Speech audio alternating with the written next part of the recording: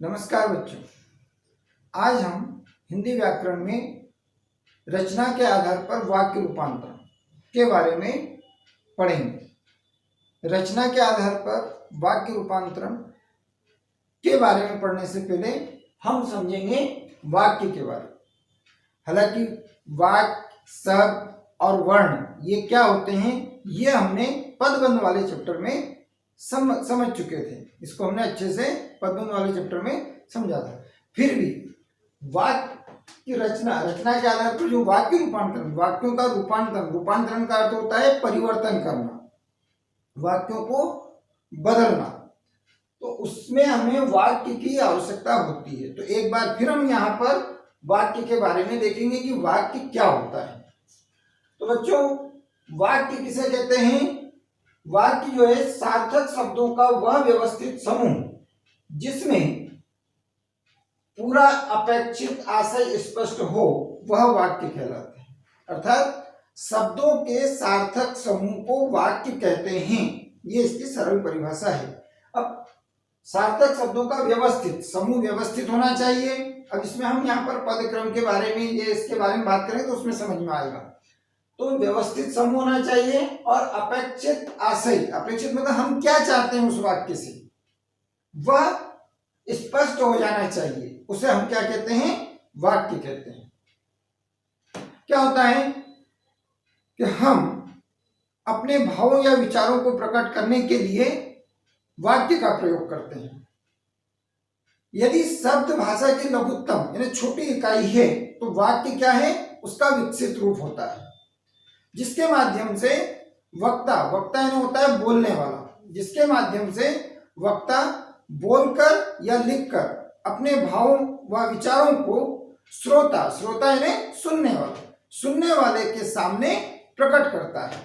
वाक्य में एक क्रम तथा व्यवस्था होती है, वह बहुत जरूरी होती है। वाक्य जब हम बनाते हैं तो वाक्य का क्रम और उसकी व्यवस्था ये बहुत जरूरी होती है।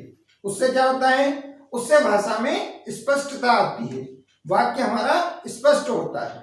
तो हम देखते हैं वाक्य व्यवस्था के कुछ विशेष गुण होते हैं। तो यहाँ पर देखिए वाक्य व्यवस्था के कुछ गुण हैं। ये वाक्य व्यवस्था के कुछ गुण यहाँ पर दिए गए हैं। इसका पहला गुण है आकांक्षा। आकांक्षा का अर्थ होता है इच्छा या जिज्ञासा। मतलब कोई सा भी वाक्य यदि हम कहें तो उस वाक्य में, जैसे मान लो कि यहाँ पर मैंने एक वाक्य लिखा है कि चिराग को। अब चिराग को इसके आगे क्या है? तो अपने आप हमारे मन में एक जिज्ञासा, एक इच्छा उत्पन्न होगी कि इसके आगे वाक्य में क्या हो सकता है। भाई चिराग को भोजन चाहिए, चिराग को पुस्तक चाहिए, चिराग को कहीं जाना है, कुछ भी ऐसी इच्छा। तो वहां पर क्या है? तो मतलब यहाँ पर हमारा वाक्य ये पूरा नहीं है, तो हमारे मन में एक जिज्ञासा, एक इच्छा उत्पन्न होगी। तो ये वाक्य का पहला गुण होता है आकांक्षा। यह वाक्य में होना चाहिए, ठीक है। दूसरा होता है उसकी योग्यता। योग्यता का अर्थ होता है क्षमता, मतलब उसकी क्षमता कितनी है।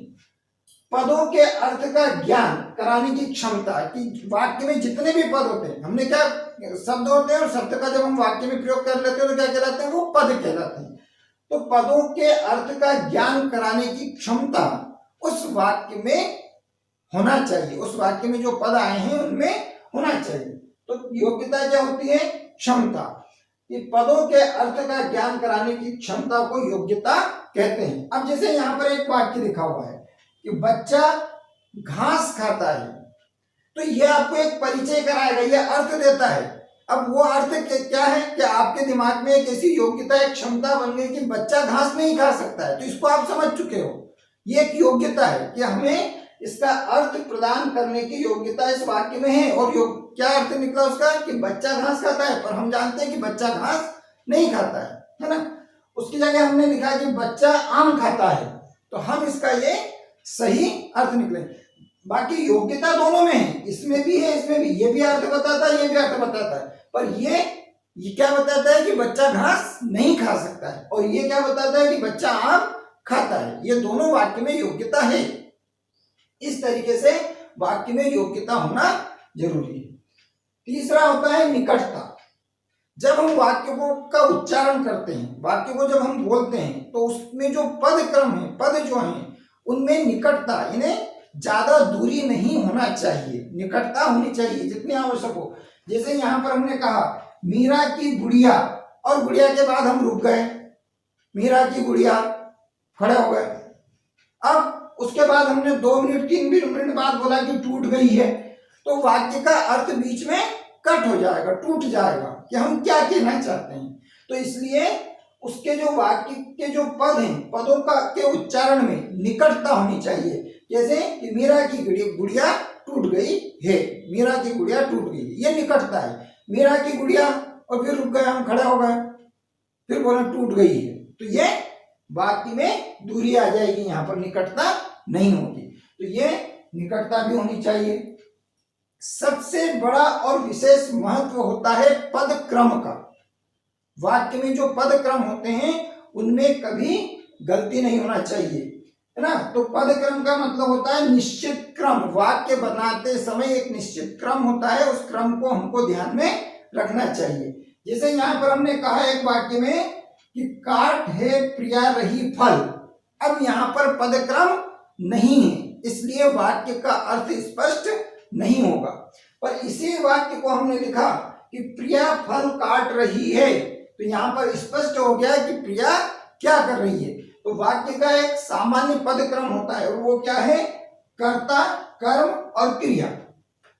वाक्य का एक सामान्य पद क्रम होता है, क्रम यानी उसके अनुसार एक के बाद एक जो क्रम में आते हैं, तो एक पद क्रम होता है, वो है कर्ता, कर्म और क्रिया। तो यहाँ पर प्रिया क्या है, कर्ता, है ना, और फल क्या है, कर्म, और काट रही है, ये क्या हो गई, क्रिया। तो ये पद क्रम हो गया, कर्ता, कर्म और क्रिया।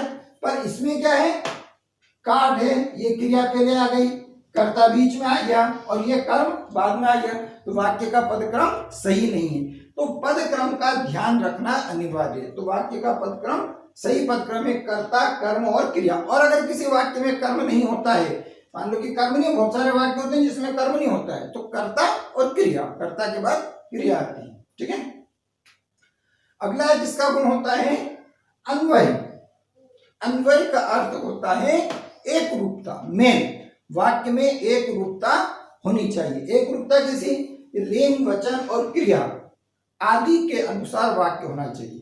जैसे कर्ता पुरुष पुल्लिंग है, तो क्रिया भी पुल्लिंग में होगी। जैसे मैंने कहा कि मोहन जा रहा है, तो जा रहा है क्रिया भी पुल्लिंग में और कर्ता भी पुल्लिंग में। अगर मैंने इसकी जगह कहा कि मोहन जा रही है, तो यहाँ पर एक रूपता नहीं है। मोहन क्या है, पुल्लिंग है, और जा रही है क्रिया हमने क्या करा, स्त्रीलिंग कर दी, तो इसलिए एक रूपता नहीं।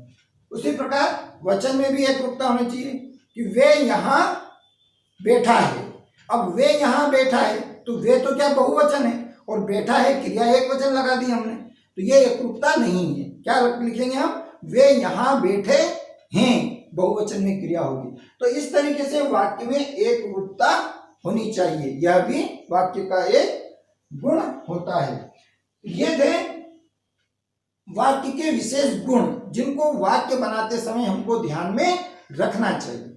इसके बाद होते हैं वाक्य के अंग। वाक्य के मुख्यतः 2 अंग होते हैं, एक होता है उद्देश्य और दूसरा होता है विधेय। उद्देश्य क्या होता है, उद्देश्य किसे कहते हैं हम, कर्ता को। उद्देश्य मतलब कर्ता, वाक्य में जो कर्ता होता है वो उद्देश्य कहलाता है, और वाक्य में जो क्रिया होती है वह विधेय कहलाती है।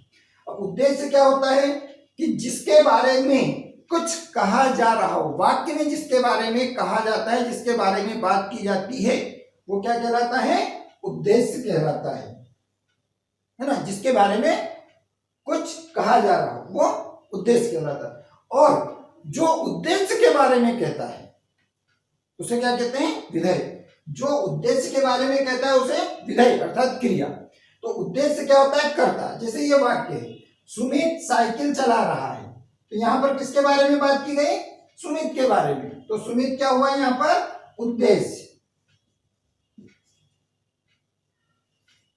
ठीक है। सुमित क्या हुआ, उद्देश्य। वाक्य में किसके बारे में बात की जा रही है? सुमित के बारे में। पर सुमित के बारे में कौन कह रहा है? सुमित क्या कर रहा है? साइकिल चला रहा है। ये कौन कह रहा है? क्रिया। तो ये क्या हो गया यहाँ पर? विधेय। तो जिसके बारे में कुछ कहा जाए, वाक्य में जिसके बारे में कुछ कहा जाए वो होता है उद्देश्य, और उद्देश्य के बारे में जो कहता है वो होता है विधेय। तो ये वाक्य के दो अंग होते हैं, उद्देश्य और विधेय। तो रचना के आधार पर वाक्य रूपांतरण करने के पहले हमें इन वाक्य के इतने गुणों के बारे में मालूम होना चाहिए, अनिवार्य मालूम होना चाहिए, तब जाकर हम वाक्यों को पहचान सकते हैं, वाक्य बना सकते हैं और उनका रूपांतरण करेंगे। अब हम इसके बाद देखते हैं कि रचना के आधार पर वाक्य के कितने भेद होते हैं और उनका रूपांतरण किस तरीके से किया जाता है।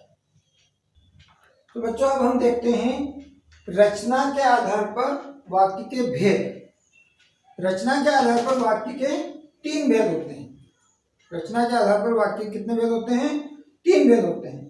पहला होता है सरल वाक्य, दूसरा संयुक्त वाक्य और तीसरा होता है मिश्र वाक्य। सरल वाक्य मतलब जिस तरीके से इसका नाम है सरल, वैसे ही सरल वाक्य ये सरल ही होता है यदि हमको समझ में आ जाता है तो। हमने अभी देखा था कि वाक्य के 2 अंग होते हैं, एक उद्देश्य और एक विधेय। तो इस सरल वाक्य में क्या है कि जिन वाक्यों में एक ही विधेय अर्थात क्रिया एक ही हो, है ना, वैसे इसमें आप कहीं पर पढ़ेंगे तो ऐसा भी मिलेगा कि जिन वाक्यों में एक ही उद्देश्य और एक ही विधेय हो उसे हम सरल वाक्य कहते हैं। पर विधेय जो है, उद्देश्य जो है, एक से अधिक हो सकते हैं, पर विधेय अर्थात क्रिया एक ही होती है। तो जिन वाक्यों में एक ही विधेय अर्थात क्रिया, एक ही क्रिया हो उसे हम सरल वाक्य कहते हैं। अब मुख्य क्रिया एक होना चाहिए। क्या होता है इस वाक्य में? क्या होता है? कर्ता होता है, कर्म होता है, क्रिया होती है ना। मुख्य क्रिया एक होती है, पर पूरक क्रिया, है ना, जो इसकी सहायक क्रियाएं होती है, सहायक क्रियाओं में से दूसरी क्रियाएं जो है वो इसके साथ आ सकती है, पर होगा वो सरल वाक्य। जैसे इसका उदाहरण है, पहला है लोग मैदान में घूमने लगे, मुख्य क्रिया एक ही क्रिया है, ठीक है। दूसरा है लोग टोलियां बनाकर मैदान में घूमने लगे, तो मुख्य क्रिया क्या है? घूमने लगे। लेकिन बनाकर, टोलियां बनाकर, ये कौन सी क्रिया है? ये पूर्वकालिक क्रिया है, पूर्वकालिक क्रिया है, ठीक है। तो पूर्वकालिक क्रिया है तो हम इसको मुख्य क्रिया नहीं मानेंगे, इसको एक केवल हम ये मुख्य क्रिया एक ही है, इसलिए ये भी सरल वाक्य है। अब उद्देश्य 2 कैसे होते हैं? जैसे तीसरा उदाहरण, मोहन और सोहन मैदान में घूमने लगे। क्रिया जो है विधेय एक ही है कि मोहन और सोहन, पर यहाँ पर उद्देश्य 2 है, मोहन और सोहन 2 कर्ता है, तो इसलिए इस प्रकार के वाक्य भी सरल वाक्य ही होते हैं। ये क्या है? सरल वाक्य के उदाहरण और सरल वाक्य की परिभाषा। दूसरा होता है संयुक्त वाक्य। संयुक्त शब्द से ही उसका अर्थ स्पष्ट होता है, संयुक्त यानी मिला हुआ, है ना। संयुक्त हम कहते हैं संयुक्त परिवार, तो संयुक्त परिवार क्या होता है? मिला हुआ परिवार, है ना। तो उसी प्रकार संयुक्त यानी मिला हुआ। तो संयुक्त वाक्य में 2 या 2 से अधिक उपवाक्य होते हैं। इसमें क्या होते हैं? 2 या 2 से अधिक, एक नहीं होता है, या तो 2 रहेंगे या 2 से अधिक क्या रहते हैं? उपवाक्य होते हैं। एवं सभी स्वतंत्र होते हैं। ये वाक्य ऐसे होते हैं कि ये सभी वाक्य, जितने भी वाक्य आते हैं इसमें सभी स्वतंत्र होते हैं। अगर मान लो कि आप इन वाक्यों का प्रयोग करते हैं संयुक्त वाक्य में, अलग अलग इनको रखते हैं, तो भी इनके अर्थ में कोई परिवर्तन नहीं होगा।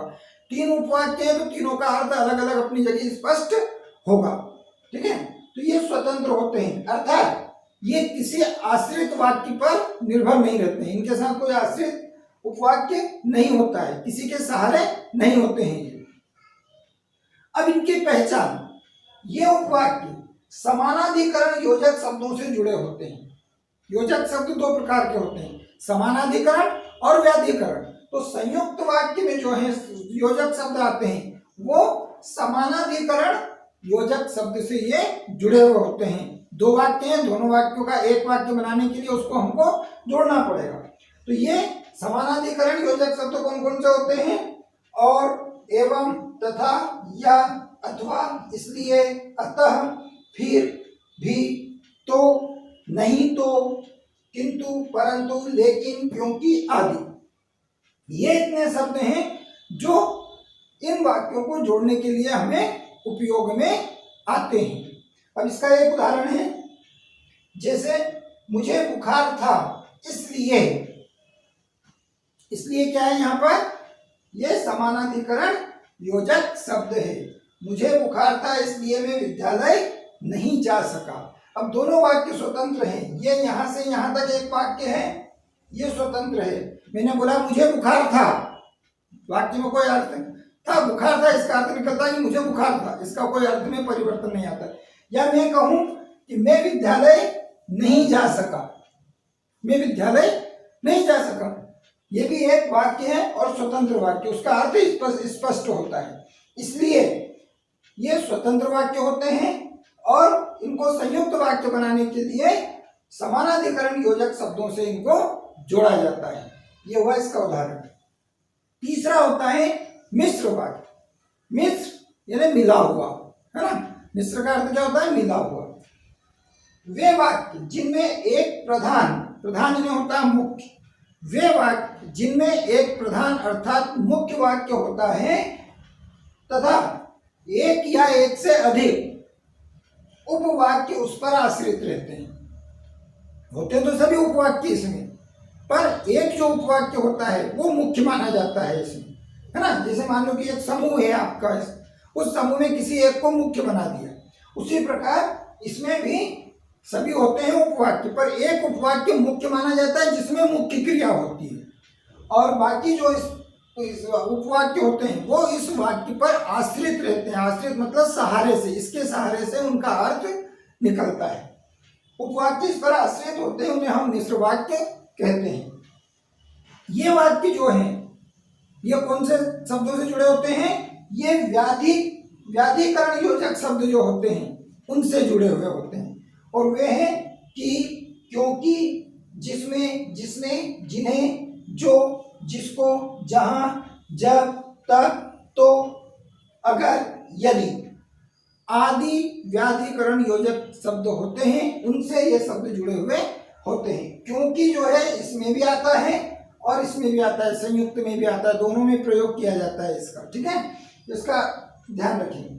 अब इसका उदाहरण है, जैसे रमन परिश्रम करता तो अवश्य सफल होता, है ना। रमन परिश्रम करता तो, परिश्रम करता, करना क्या है यहाँ पर, ये मुख्य वाक्य हो गया इतना इसका ना, तो अवश्य सफल होता। इसकी एक पहचान है, जो इसके आश्रित उपवाक्य होते हैं वो इन व्याधिकरण योजक शब्द जो होते हैं इनसे प्रारंभ होते हैं। जैसे तो अवश्य सफल होता, तो अवश्य होता, ये इसका आश्रित उपवाक्य है, और रमन परिश्रम करता ये इसका मुख्य वाक्य। तो जो कि, क्योंकि, जिसमें, जिसने, जिन्हें, जहां, तब, जब, तब, इनसे जो प्रारंभ होते हैं जो वाक्य वो आश्रित उपवाक्य होते हैं। ये इसके रचना के आधार पर वाक्य के तीन भेद होते हैं, तीनों के नियम। अब होता है उपवाक्य किसे कहते हैं, हम देखते हैं। उपवाक्य की बात हमने अभी करी। वाक्य में जो है उपवाक्य आते हैं, है ना। उपवाक्य की बात हमने की, तो उपवाक्य क्या होता है? एक वाक्य में अनेक उपवाक्य होते हैं जिसमें एक प्रधान तथा शेष आश्रित, आश्रित का मतलब होता है गौण होते हैं। अब उपवाक्य किसे कहते हैं? जिनकी क्रिया, मुख्य क्रिया नहीं होती है वो आश्रित वाक्य होते हैं। और उपवाक्य जो, उप का मतलब क्या होता है, जैसे हम बोलते हैं कि प्राचार्य और या प्रिंसिपल और वाइस प्रिंसिपल, प्राचार्य और उप प्राचार्य। उप का मतलब होता है उसके नीचे या उसके सहारे से काम करने वाला, है ना। तो ये उपवाक्य भी वही होते हैं। जिसकी क्रिया मुख्य होती है वह प्रधान उपवाक्य होता है। प्रधान यानी मुख्य, मतलब जिसकी क्रिया मुख्य होती है वो प्रधान उपवाक्य होता है। और जो वाक्य योजक शब्दों से आरंभ होते हैं, अभी बताया था मैंने, जो वाक्य योजक शब्दों से आरंभ होते हैं वो उसके आश्रित उपवाक्य होते हैं, ठीक है। अब मिश्र वाक्य में प्रयुक्त होने वाले आश्रित उपवाक्य 3 प्रकार के होते हैं। मिश्रित वाक्य में प्रयुक्त होने वाले आश्रित उपवाक्य 3 प्रकार के होते हैं। एक होता है संज्ञा, जो संज्ञा की तरह व्यवहार करता है, अर्थात संज्ञा शब्द जो होते हैं ना, उनकी जगह उनके जैसा व्यवहार में आता है। यह वाक्य जो कैसे पहचाना जाता है, इसमें कर्म और पूरक का काम करता है। कर्म समझते हैं, कर्म किसे कहते हैं हम? वाक्य में 3 वो पद क्रम में 3 चीज आती है, कर्ता, कर्म और क्रिया। तो कर्म की जगह यह वाक्य में काम करता है। पूरक यानी किसी की पूर्ति करना, तो वही कर्म को ही पूरक बोला जाता है। इसकी पहचान क्या है? यह वाक्य आश्रित उपवाक्य जो है की से प्रारंभ होता है। जैसे हमने देखा था कि जो आश्रित उपवाक्य होते हैं वो कैसे प्रारंभ होते हैं? योजक शब्दों से। तो यह कौन से योजक शब्द से प्रारंभ होता है? की योजक शब्द से प्रारंभ होता है। जैसे नितिन जानता है कि पास होना कठिन है। नितिन जानता है, ये क्या है? इसका मुख्य उपवाक्य है। अब ये की से प्रारंभ हुआ है कि पास होना कठिन है, तो ये की क्या है? यहाँ पर व्याधिकरण योजक शब्द। तो ये की से प्रारंभ हुआ है, इसलिए ये इसका आश्रित उपवाक्य है। ठीक है, नितिन जानता है कि पास होना कठिन है, तो की से ये प्रारंभ हुआ है, इसलिए यह इसका आश्रित उपवाक्य। ये इसकी पहचान है। जो संज्ञा के आधार पर होते हैं वो की से प्रारंभ होते हैं। दूसरा होता है इसका विशेषण। विशेषण उपवाक्य जो विशेषण की तरह व्यवहार करता है, अर्थात विशेषण क्या होता है? जो संज्ञा और सर्वनाम की विशेषता बताता है। तो जो विशेषता बताने में व्यवहार की तरह व्यवहार करता है उसे विशेषण उपवाक्य कहते हैं। और इसकी पहचान क्या है? कौन, किसे, किन्हें आदि शब्दों से जो प्रश्न होते हैं उन प्रश्नों का उत्तर उसमें मिल जाता है वाक्य में, है ना, वहां पर विशेषण उपवाक्य होता है। जैसे उदाहरण यदि हम देखेंगे तो आपको जल्दी समझ में आएगा। यह वही लड़की है जिसने कल गाना गाया था। तो आपसे प्रश्न किया कि यह वही लड़की है जिसने कल गाना गाया था, तो कौन, किन, किसे और किन्हें? तो यह कौन है? हमने पूछा कि यह कौन है या यह लड़की कौन है। मुझे प्रश्न किया यह लड़की कौन है, तो आप क्या बोलेंगे?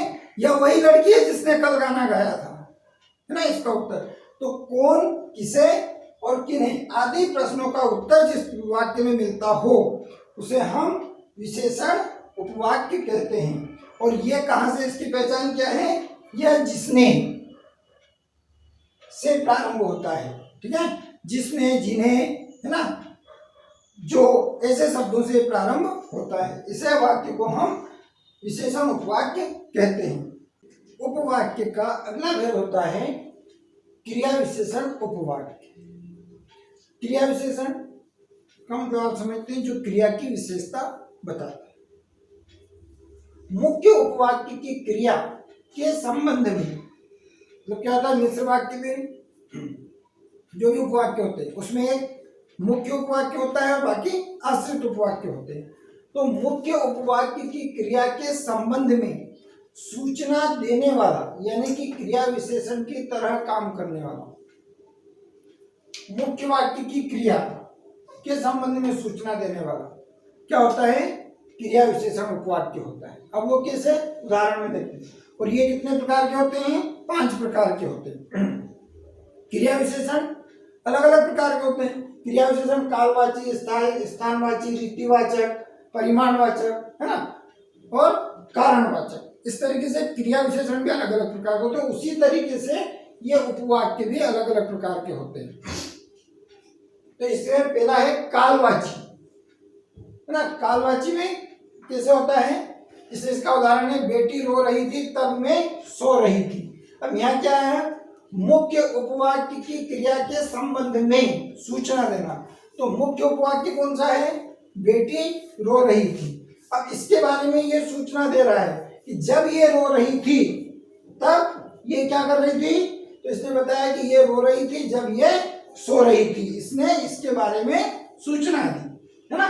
तो उपवाक्य की क्रिया के संबंध में सूचना देने वाला यानी कि क्रिया विशेषण की तरह व्यवहार करने वाले को क्रिया विशेषण उपवाक्य कहते हैं। ये 5 प्रकार के होते हैं। पहला है कालवाची, तो इसका उदाहरण है बेटी रो रही थी तब मैं सो रही थी। तब इसका योजक शब्द है, व्याधिकरण योजक शब्द, इससे जुड़ा हुआ है। ठीक है। दूसरा है स्थानवाची। स्थानवाची जहां वहीं इधर उधर, है ना, ये क्या होते हैं, स्थान की जगह बताते हैं। ठीक है। तो जहां तुम रोज जाते हो वहीं मेरा घर है, जहां तुम रोज जाते हो वहीं मेरा घर है। तो जहां तहां ये काज में आते हैं स्थानवाची। उसके बाद रीतिवाचक, जैसा वैसा, जैसा मैं चाहता हूं वैसा ही होता है। तो जैसा ये क्या है, आश्रित उपवाक्य, और ये मुख्य वाक्य। जैसा मैं चाहता हूं वैसा ही होता है।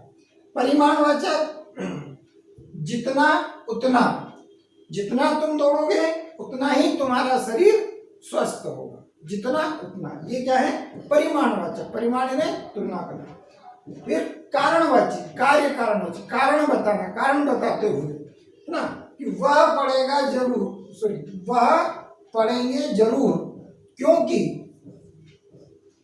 उसे अच्छे अंक लाने हैं। वह पढ़ेगा,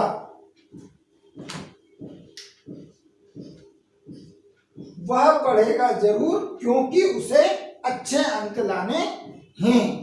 क्योंकि क्या हो गया इसमें, योजक शब्द, व्याधिकरण योजक शब्द, और क्योंकि दोनों में आता है, संयुक्त वाक्य में भी और मिश्र वाक्य में भी।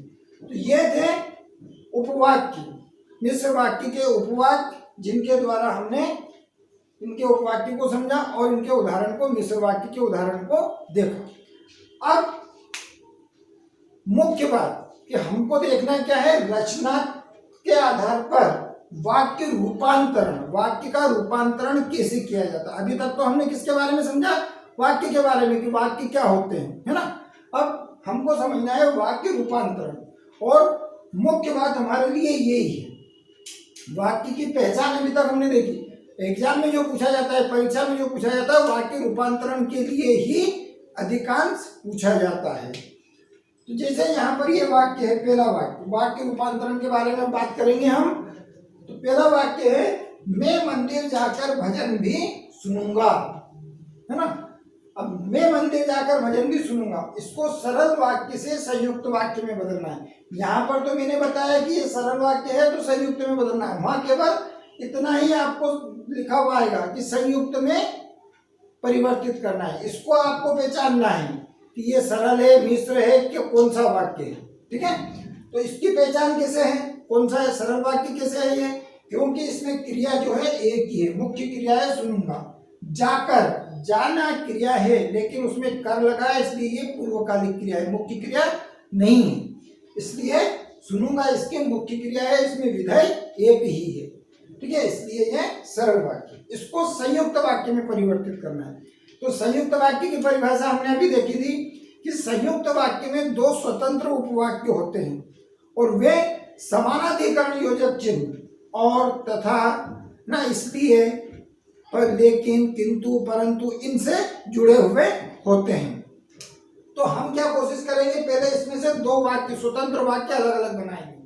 कैसे कि मैं मंदिर जाकर, तो ये जाकर यहां तक, इसमें से एक वाक्य बन जाएगा। तो मैं मंदिर जाऊंगा, है ना, ये जाकर को हम मुख्य क्रिया में परिवर्तित कर देंगे। जाकर पूर्वकालिक क्रिया है, इसको मुख्य क्रिया में बदल देंगे। तो जाऊंगा, जाऊंगा इसके मुख्य क्रिया हो गई। तो मैं मंदिर जाऊंगा, है ना, और दूसरा क्या हो गया, ये भजन भी सुनूंगा, भजन भी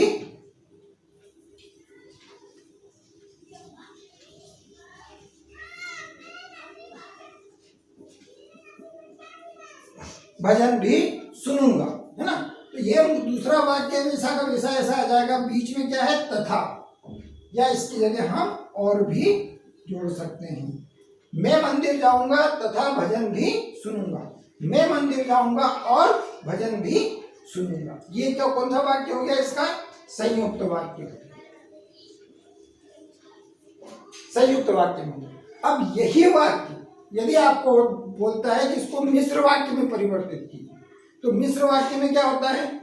मिश्र वाक्य में एक मुख्य वाक्य होता है, बाकी उसके आश्रित उपवाक्य होते हैं, और इसमें व्याधिकरण जो योजक शब्द होते हैं उससे ये जुड़ा हुआ होता है। तो मैं मंदिर जाकर भजन भी सुनूंगा, तो हम इसको क्या करेंगे? मैं मंदिर जाऊंगा, है ना, एक वाक्य हो गया। मैं मंदिर जाऊंगा, तब क्या हो गया? इसका मिश्र वाक्य का जो व्याधिकरण योजक शब्द है वो आ गया। तो मैं मंदिर जाऊंगा तब भजन सुनूंगा।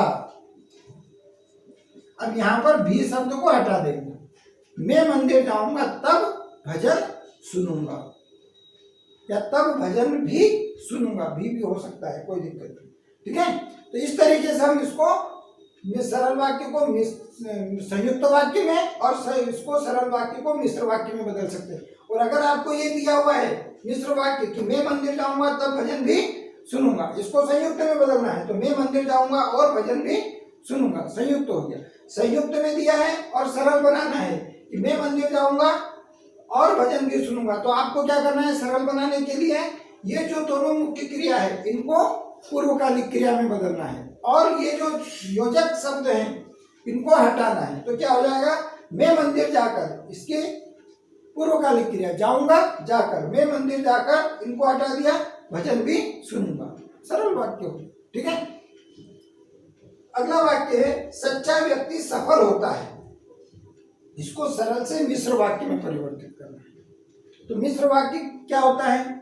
मिश्र वाक्य क्या होता है? उसमें एक उपवाक्य, मुख्य उपवाक्य होता है ना, और बाकी उसके आश्रित उपवाक्य होते हैं, और ये व्याधिकरण जो समुच्चय बोधक शब्द है उससे जुड़ा हुआ होता है। तो सच्चा व्यक्ति सफल होता है, तो इसको भी हम दो वाक्य में बनाने की कोशिश करेंगे। तो एक तो हो गया इसका सच्चा व्यक्ति, और दूसरा हो गया सफल होता है। दो वाक्य अलग अलग इसके हमने यहाँ पर देखे। तो इसको कैसे जोड़ेंगे? व्याधिकरण समुच्चय बोधक शब्द, जो, जिन्हें, जैसे। अब जो जहां उचित होता है उसी शब्द का प्रयोग करेंगे। तो जो व्यक्ति सच्चा होता है, सच्चा व्यक्ति, तो जो व्यक्ति सच्चा होता है वह सफल होता है। जो व्यक्ति सच्चा होता है वह सफल होता है। ठीक है, ये क्या हो गया? इसका मिश्र वाक्य। अब इसी वाक्य को संयुक्त वाक्य में परिवर्तित करना है, तो क्या करेंगे हम? ये वाक्य का क्रम बदल जाएगा। वह सफल होता है, वह सफल होता है क्योंकि वह सच्चा व्यक्ति है। ठीक है, क्योंकि से जुड़ जाएगा। या वह व्यक्ति सच्चा है, वह व्यक्ति सच्चा है, इसको वह से लेंगे, वह व्यक्ति सच्चा है इसलिए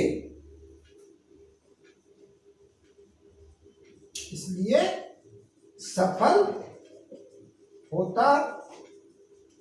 ये क्या हो गया? इसका संयुक्त वाक्य। ठीक है, इसलिए इसमें क्या है? समानाधिकरण समुच्चय बोधक आ गया, है ना, और जो इसमें क्या है? व्याधिकरण समुच्चय बोधक है। ये इसका मिश्र वाक्य और ये इसका संयुक्त वाक्य। एक और उदाहरण देखते हैं हम। उसने मेहनत नहीं की इसलिए वह रह गया, इसलिए। तो ये वाक्य कौन सा है? संयुक्त वाक्य है। संयुक्त से हमको सरल वाक्य में परिवर्तित करना है। तो सरल वाक्य में इसको जब हम परिवर्तित करेंगे तो क्या करेंगे कि उसने मेहनत नहीं की, ये एक क्रिया है, इस क्रिया को हम पूर्वकालिक क्रिया में बदलेंगे पहले तो, और इसलिए वह रह गया, ये इसकी मुख्य क्रिया हो जाएगी। तो उसने मेहनत नहीं की, तो मेहनत ना करने के कारण, ये कारण शब्द लगने से ये क्रिया पूर्वकालिक क्रिया में हो गई, मुख्य क्रिया नहीं है। कि मेहनत नहीं को ना में बदल दिया, ना करने के कारण वह रह गया, मेहनत ना करने के कारण वह रह गया। अब इसको अगर मिश्र वाक्य में बदलना है तो क्या लिखेंगे? उसने मेहनत नहीं की तो वह रह गया, तो उसका व्याधिकरण, उसमें देखना, उसमें बताया तो शब्द जो है मिश्र वाक्य का व्याधिकरण समुच्चयबोधक शब्द होता है। तो उसने मेहनत नहीं की तो वह रह गया, ये इसका मिश्र वाक्य। इस तरीके से हम वाक्य रूपांतरण कर सकते हैं। वाक्य रूपांतरण करना कोई कठिन काम नहीं है, बहुत सरल है, लेकिन हमें समझ में आना चाहिए। इसके लिए हमको वाक्य की पहचान होना चाहिए कि वाक्य कौन सा है, सरल वाक्य है, संयुक्त वाक्य है या मिश्र वाक्य है।